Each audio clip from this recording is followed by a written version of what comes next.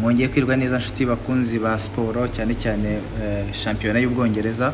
Uyu munsi turaje tugiye kurebera hamwe ku mukino uri buze kuza kuba uhuza equipe ya Arsenal muri iyi weekend ku isaha y'isa 11 zo mu Rwanda. Ni equipe ya Arsenal iri buze kuza kuba ijya gusura equipe ya Wolverhampton Wanderers. Ni equipe mu by'ukuri turebye muri detail gatoya, ni equipe ya Arsenal ubona yuko inshuro zose yagiye ihura na equipe ya Wolverhampton Wanderers yagiye yitsinda ku bitego ku mikino myinshi cyane. Yitsinze imaze mu mikino bamaze guhura imaze kwitsinda imikino 11, banganyije imikino 3, ni mu gihe equipe ya Wolverhampton Wanderers imaze gutsindamo imikino 3 yonyine. Hanyuma rero ku bigendanye nuko situation ihagaze mu bigendanye n'abakinnyi, ngira ngo mwese murabizi yuko muri equipe ya Arsenal cyangwa se ababasha kuba bakurikirana cyane cyane equipe ya Arsenal by'umwihariko ifitemo imvune zigera muri 6. Ni mu gihe uwitwa Gabriel Jesus nyuma yuko yari yatangiye kugerageza kureba ukuntu yabasha kugaruka mu murongo muzima tsinda ibitego ashimisha abafana ba Arsenal, yaje kugira ikibazo cya ligama aravunika. Ni umukinnyi uteganyije kugaruka inyuma y'isezo irangiye. Hanyuma hari undi mukinnyi witwa Bukayo Saka, nawe yarakomeje kugenda yitwara neza ariko ntibyabashe kuba byamworohera. Undi Tamiyasu nawe nuko, Ben White nuko, Saliba nawe nuko nguko, nawe afite ikibazo cy'imvune, tutibagiwe na Lewis. No kuvuga ngo rero muri rusange abakinnyi bose nkuko mentioninze haruguru ntago bazabasha kuba baboneka umukino uzabahuza ni equipe ya Wolverhampton Wanderers. Muri rusange rero equipe ya Wolverhampton Wanderers ifite ibibazo byinshi cyane, niramuka igize ibyago byo gutsindwa na equipe ya Arsenal, sibyo ko nubundi bitabaye bya bindi bya shampiyona y'Ubwongereza, ariko amahirwe menshi nako ishobora kuba yatsindwa uyu mukino.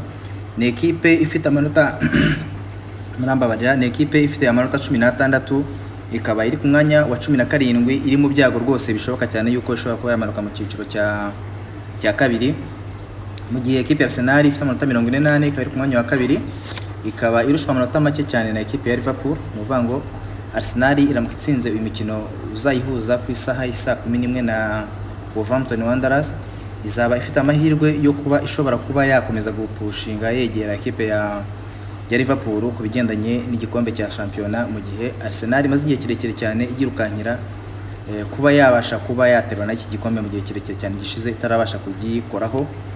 Hanyuma tugendanye n'intuzana turebiye ku busatirizi bwabo, ni uvuga ngo uwitwa Kunya nubwo umunyabrazil nubwo afitanye ibibazo n'umutoza, ariko ubona ko ari ugerageza kuba asa nkaho ayoboye ubusatirizi bwa equipe ya Wolverhampton Wanderers. Umukinnyi ufite ibitego bigera mu 10, akagiramo assist zigera muri 4, mu gihe uwitwa Kai Havertz Umudage afitemo ibitego 8, amaze kugira ibitego 8 ndetse atanga na assist 2 zavuyemo ibitego.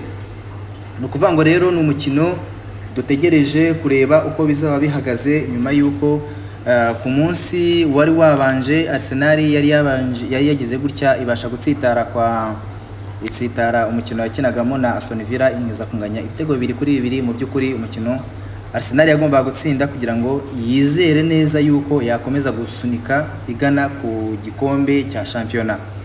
Hanyuma equipe ya Wolverhampton Wanderers nayo yaje guhura na equipe ya Chelsea, aho yasuraga equipe ya Chelsea. Equipe ya Chelsea iza kuyitsinda ibitego 3 ku gitego kimwe, nyuma yuko n'ubundi umukino wari wabanje n'ubundi equipe yabanje gutsindwa nayo nabwo ibitego byinshi cyane, ariko nabwo ntiyananiwe guhagarara imbere ya Chelsea, iza gukubitwa ibitego 3 ku gitego kimwe. Hanyuma urebye muri rusange twavuga yuko tujyayije gukora analyse nk'abantu hatabaye hajemo ibya shampiyona y'Ubwongereza, tuzi yuko rimwe na rimwe bitungurana bikaba mu buryo tutatekereza ko bishobora kuba byagenda. Equipe ya Arsenal ifite amahirwe menshi cyane yo kuba yatsinda uyu mukino, ndetse na babandi ba bettinga urumva yuko nawe uramutse ugiye ku bettinga nta yindi wagura. Ubona ko equipe ya Arsenal ifite amahirwe menshi cyane ko yatsinda no mukino, nyuma yuko umutoza Arteta aganiriza abakinnyi be ku mukino wabahuje na equipe ya Aston Villa, akabayereka yuko ibyo uko bari kwitwara batari kwitwara nka equipe koko iri tayari kuba yahanganira igikombe. Ubona ko abakinnyi basa nkaho bari kugenda bakanguka gakeya uburyo anytime ushobora kujya kubona ukabona baratunguranye bakaba banatwara n'igikombe nta wamenya, gusa nyine bya shampiyona y'Ubwongereza ntawe wipredictinga, ni ugutekereza tukareba uko bizagenda. Hanyuma ku bakinnyi bateganyijwe kuba bashobora kubanza mu kibuga kuri equipe cyane cyane Arsenal, uwitwa Martinelli arahari, Kai Havertz arahari, uwo bita Merino arahari, Trossard arahari, Rice arahari, Carrefour arahari, Gabriel arahari, Timba arahari, Partey ndetse n'umuzamu Raya. Aba bakinnyi bose barahari, hatageze igihinduka ku munota wa nyuma abakinnyi bashobora bose kuzaba bahari ku mukino uzabahuza n'ino equipe ya Wolverhampton Wanderers. Ngayo nguko rero reka tugeze turebe uko bizagenda ntabatindiye, hanyuma dutegereze turebe uyu mukino se bizaba bigenda bite. Ese equipe Arsenal iraza kuzakomeza gushyiramo imbaraga isunike Liverpool, cyangwa se equipe ya Wolverhampton Wanderers nyuma yo kubitwa ibitego bitatu iraza kuza kwemera none kuza gutsindwa na Arsenal, noneho yemere kuba ishobora kuba yakomeza kugenda igira amahirwe menshi cyane yo kumanuka mu cyiciro cya kabiri. Reka twitegereze turebe ku isaha y'isa 11, ntuzabure uzabe uri tayari urebe ino match, turebe se abasore ba Arsenal baduhishiye iki, ese ikipe ya Wolverhampton se yo bizagenda bite. Ngaho nguko rero ni Premier League, reka tugeze turebe n'abatindiye mugire weekend nziza. Ubwo ngubwo tuzaba tugaruka turebera hamwe se resultats abazagenze bite ku munsi uzaba ukurikira.